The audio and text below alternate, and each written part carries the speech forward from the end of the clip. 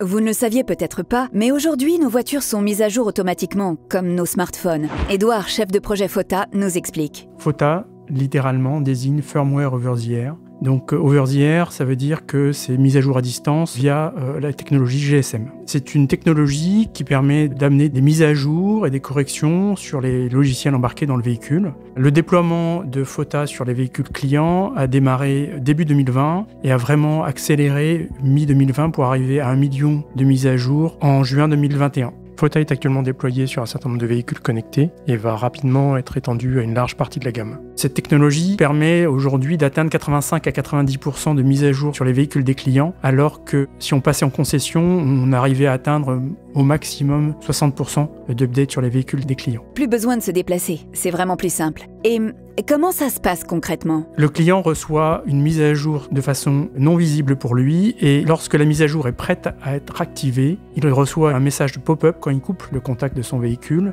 et la mise à jour peut se faire alors qu'il n'est plus dans le véhicule. La priorité était de mettre à jour les systèmes multimédia parce que c'est ce qui est très visible pour le client et ce qui permet d'apporter aussi beaucoup de fonctionnalités très rapidement ainsi que des correctifs. Mais si ça fonctionne comme une mise à jour de téléphone, est-ce qu'il y a un risque pour mes données ? Un des points très importants de cette mise à jour à distance est la sécurité, puisque c'est un canal qui doit être vraiment protégé pour assurer aucun piratage de données. Donc les mises à jour over the air permettent à tout instant d'être au meilleur niveau de sécurité sur les véhicules. Après cette première étape de FOTA, une deuxième étape technologique va couvrir plus de calculateurs qu'on pourra mettre à jour à distance dans le véhicule. Cette étape commencera avec la nouvelle Mégane E-Tech électrique et pourra apporter des mises à jour sur le nouveau système de Google avec des mises à jour régulières. À partir de 2024, une nouvelle réglementation sera applicable sur les mises à jour à distance. Le point fort de Renault est qu'aujourd'hui, nous sommes déjà prêts pour cette réglementation.